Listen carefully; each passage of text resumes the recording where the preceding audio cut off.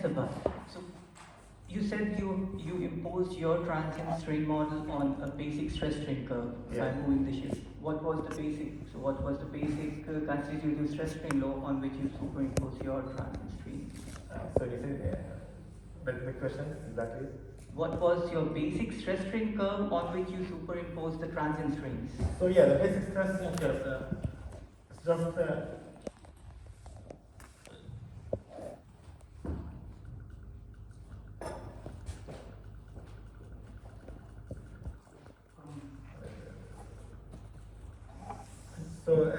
it could be, so that one could be get from laboratory, for example, stress diagram, or from any.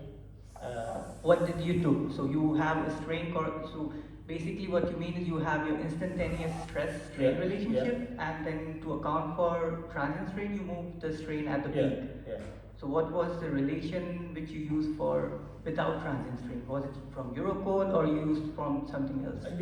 From literature, I don't remember exactly the name, because there have been so many equations I have used in the whole model. But there's some equation I put inside here. But yeah, we have that one from literature. Okay, thank you. So our next speaker is Andrea Romero Fonton. She has a Master of Structural Engineering from the University of Campinas, from Brazil, and she's a PhD candidate there also. And her research focuses on concrete structures in fire, numerical analysis, and also punch and shear. So she combines the punch and shear with the spalling phenomenon. Please, Andrea.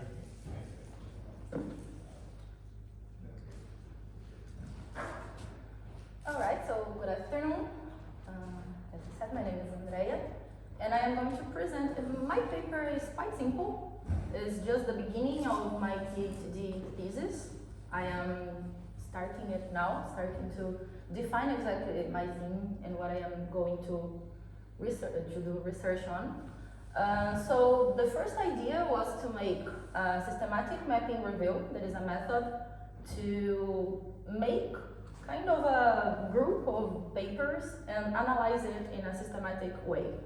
And the area was punching shear related to structures in fire. So these are my supervisors, Luis Carlos and Leandro, all from Brazil. So as an introduction, very fast, we started understanding what is fire exactly. So the effects are twofold when we study fire on structures. The first one is like strength and stiffness are negatively affected when we have a structure exposed to fire, of course. And the thermal expansions and displacements bringing supplementary interaction actions on our structure, and it increases our internal forces, so negative things to our structure. When we talk about punching shear, we are talking about flat slabs. But what are those flat slabs? Is when you have the slab just with a column, without beams. And punching shear, we have punching failure when we have shear stresses in our structure. So in a fire situation, when we have this fire situation in our structure, many properties of our concrete, of our material, undergo some changes. And it can be physical, chemical, or mechanical. And these were studied under our research. Another thing that we decided to analyze when doing this mapping review was spalling. This is why this paper is here. We were trying to define an area, a specific area for my PhD to characterize it as a PhD. So we decided trying to analyze spalling on our structures in fire, on our flat slabs.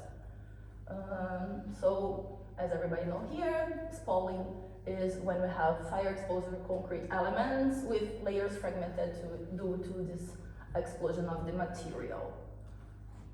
The objective, as I said, of my beginning of my research. The beginning of my research is to elaborate a systematic mapping study. So it's only about theory here. I did not do anything yet of analysis, numerical analysis, that is going to be my final idea.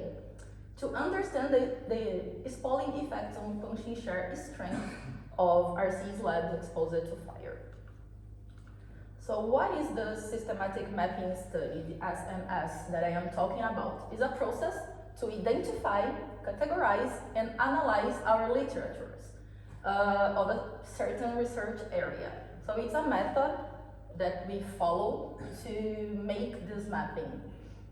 And as a result, we provide an overview of the scope of the area, and then we can allow the discovering of a research gap or some trend. The steps of the SMS are 3. The first one, we need to have a question. What are we going to search?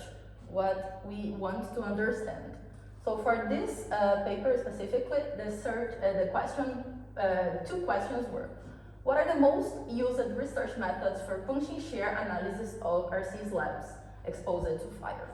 Not only about spalling, but the RC flat slabs as usual. And how many of these studies have analyzed the impact of spalling? So this is what we tried to find. The step 2 of our SMS is to define a search expression to make the research itself. The search expression used was making a combination of reinforced concrete slabs or RC slabs, fire or high temperature, spalling, and punching shear. First, I did it without spalling, without the term spalling on my search question. And after, to understand how many and how people do this kind of research, I add the term spalling. And the step 3 was exactly doing this search using 2 databases, Scopus and Web of Science. The criteria to select the documents that I was going to put on my mapping study was having the search expression on title, abstract or keywords. I just took journal papers and papers written in English. At the end, I had having the word spalling on my search question only 4 papers, but without the term spalling, just understanding the behavior of flat slabs. In fire, I found 36, but removing the ones that I had both on Scopus and Web of Science and make another selection, papers that were not exactly about what I was looking for. At the end, I had 29 papers, and these are the papers that I am going to make the mapping. So to classify, I first started to, let me check, is this one? Yeah. Where is it? It's kind of okay, I will not use it. I tried to understand how many did finite element analysis, so numerical analysis, how many did experimental research, and how many are just literature review. So I selected the papers and did this kind of classification. And I also divided it by the country of the first author of the paper.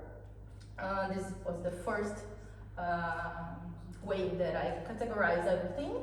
And the second one, I categorized it through the year of publication. So here we have papers from 2009 until 2021. Also divided here by the way they did the research. So, RC slabs in fire. Here is very theoretical. I will go through it a little bit faster, just for us not to lose so much time on this kind of thing. So when we heat on the concrete element, we have 2 moving fronts. We have the heat front and the humidity front. Both move away from the heated phase and walk to the cold phase. This is how we have the concrete spalling happening. So spalling varies depending on several parameters, as moisture content, porosity, permeability, tensile strength, compressive strength, and some structural factors like heating rate and actions at which the building is subjected. So the spalling phenomenon has two main reasons according to Bazan and Kaplan. The increase in temperature leads to high water vapor pressure, and it leads to the spalling effect. And heating rapidly leads to thermal expansion, and then we have also the behavior of spalling. Also, we have the explosive spalling, the one that is most aggressive to the structure.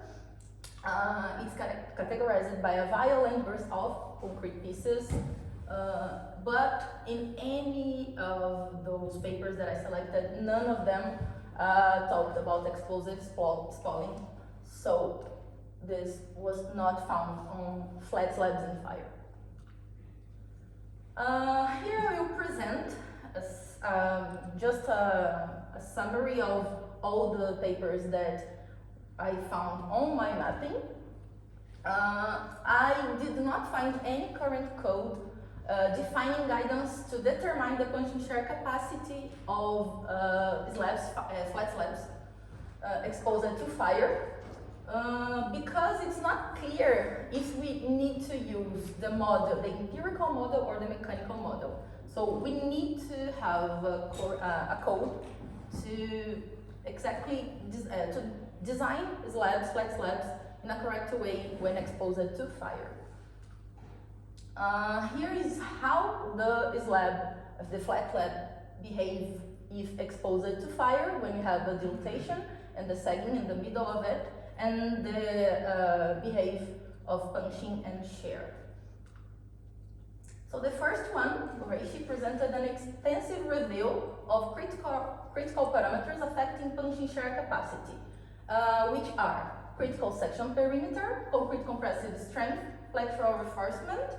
So if we, here we have the reinforcement ratio, that is the most important one, column aspect ratio, and critical section perimeter. Here, it is the same search as I talked before. Depending on the reinforcement ratio, the punching shear capacity may reduce 20 until 30% when the slab is exposed to 300 degrees Celsius. So here is how these flat slabs behave when we change the reinforcement ratio. But here no spalling was analyzed. For George and Tian in 2012, they indicated that if the depth of concrete underneath the inclined shear crack is less than 70%, punching failure may have occurred at the first hour of heating. But if it changes to 90%, then the time is 90 minutes. Also here, no spalling analyzed. For Arnold et al., they explained that real fire exposure caused less severe thermal field. Also here, no spalling analyzed. Here we have, for this second one from Anel, I don't know if I'm saying the names correctly, because for us in Portuguese it's a bit different how we say, sorry about it. Anel and all, they investigated how much the overload coming from an increase of the axial load due to thermal restraint is allowed to before failure occurs. Following the ISO 834 fire curve, spalling occurred at the bottom of the flat slabs. So here we have an experimental analysis that could be used for calibrate numerical models. So I was trying to find experimental ones to calibrate my models, and this is one that was that analyzed spalling, and it could be used for it. So spalling depths of up to 100 millimeters were found in this search. Also here, but here is the numerical model using Abacus. Spalling was not considered in the model since a foot-coupled hydrothermal mechanical analysis would be necessary for it. So when I was talking to my supervisor, the idea was trying to analyze spalling in numerical models, but here we also found that it's very hard to make it happen in a software. Here another one from Leo et al. They did 12 specimens, half analyzing fire resistance, also for flat slabs, but here also no spalling occurred on those specimens. Here for Garashi, 6 specimens done as for this research. Spalling was not observed here too. For Smith, also no spalling found in this search. A comparison was made to the results to Mutoni's critical shear crack theory. So here he just did this kind of analyze with the Mutoni's theory. For Hunt, also no spalling here. He then simulated the behavior using abacus. So here another numerical model. Sadagian and Farza, they used the same software that I use, Athena, to analyze punching shear in fire, but they didn't found a way in Athena, the software, to understand the behavior of spalling, to the spalling effect on the structure. They tried to make this model, analyzing it, but could not find a way for it. So just flat slabbing fire, no spalling. For Zhang, they tested for punching and post-punching strength of slab column connections. Here also using abacus, but no spalling analyzed. Garbi and Mahoud, they used ANSYS, another numerical model, but also without showing any spalling behavior. For Naji did a reveal, it was a theoretical search. So they concluded that fire exposure time increased the slab rotation affecting the shear strength. Also nothing were talked about is spalling here. For Zhang, they calculated the results for Zhang were compared with the test data. So they did tests also in ambient and fire situation, but also no spalling talked in here.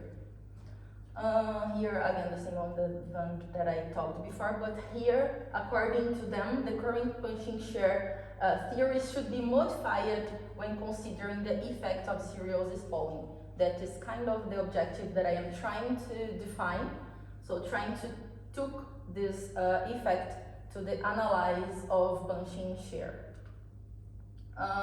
Here for Wang, the experimental investigation, they compared fire speed direction and time delay and tried to understand the residual ultimate load of the fire damage continuous slab. Also no spalling analyzed. For Dalaf and Mohammed, they tested 9 slabs for failure with punching shear. Also, they did not did the comparison with numerical model. In the fiber reinforced specimens, they put fibers in some. The spalling in the concrete cover was more controlled. So the only analysis that they did about spalling was thus. Here for Mohammed et al., they they tested gel polymer concrete slabs reinforced with FRP bars after fire, and the spalling and cracking under high temperatures were greater for those with gel polymer concrete than using when comparing with ordinary concrete. As a summary, so a theoretical summary here, before I enter here on the way that I organized not a conclusion, but a summary. I don't have any conclusions yet about my research. We can see that from all those research about flat slabs in fire, just some analyzed spalling. So here is a gap that we can find doing this SMS analysis, the systematic mapping reveal of the literature. Here is just some conclusions about the theory and all these things. but the most important one is here. Experimental studies on punching shear of RC slabs are here. There are just a few when we analyze flat slabs in fire.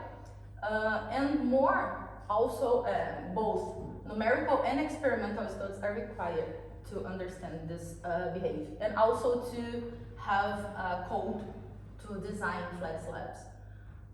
So we have a lack of studies in here, so mainly due to the difficulties and high cost associated to these tests.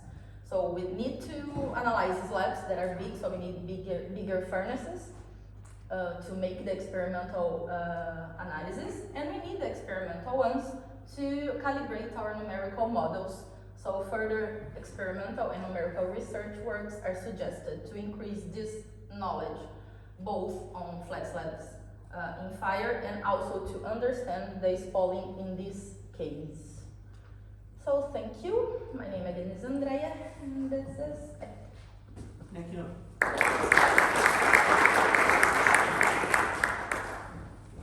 So also here the time was exactly 20 minutes you had. Okay. I was not surprised that you didn't find too many references, because spalling is a really hard problem, and punching shear I also think it's a really hard problem. Yeah. And then to combine both is even harder and has not much be done. Yeah. So, but you really want to go into this? I am trying to. I am not really sure about it. I am just at the beginning, as I told you, of my PhD, so we are defining the theme yet. We don't know if you're just going to stay on flat slabs in fire, or if because it looks very challenging. Yes, yes, Yeah. yeah. Okay. And my supervisor is not in this area, so it could be even worse going through it. Good luck anyhow. Thank you. So, do we have any questions?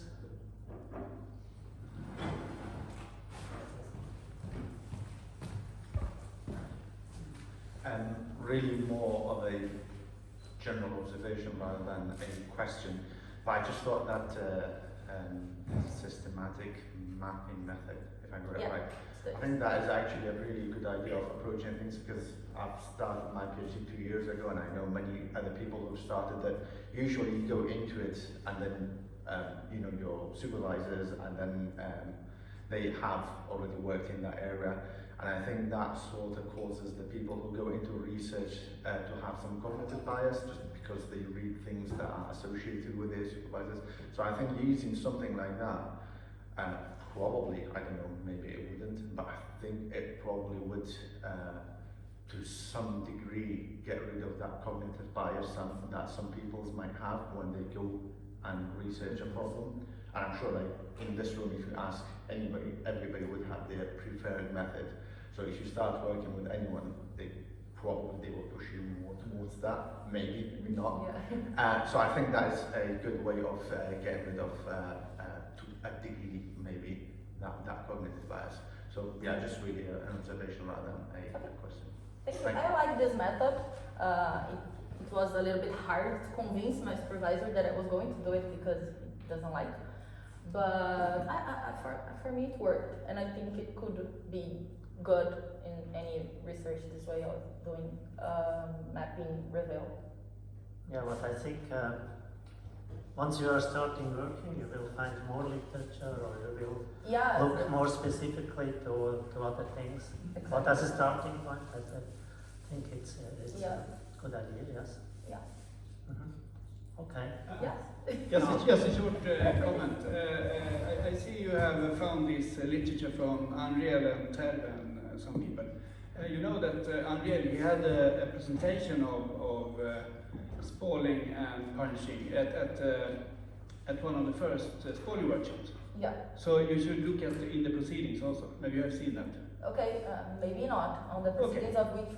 Of this spalling workshop. This is the one of the first of these continuous workshops. He was presenting this. Okay, yeah. So I can try to find it and send it to you. Perfect. All right. Okay. Yes, thank you. Yeah. Okay, thank you.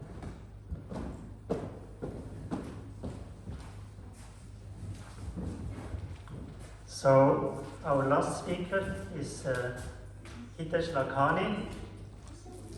He has a Master of Technology in Civil Engineering from the Indian Institute of Technology from Roorkee, and he is currently a scientific associate at the Institute of Construction Materials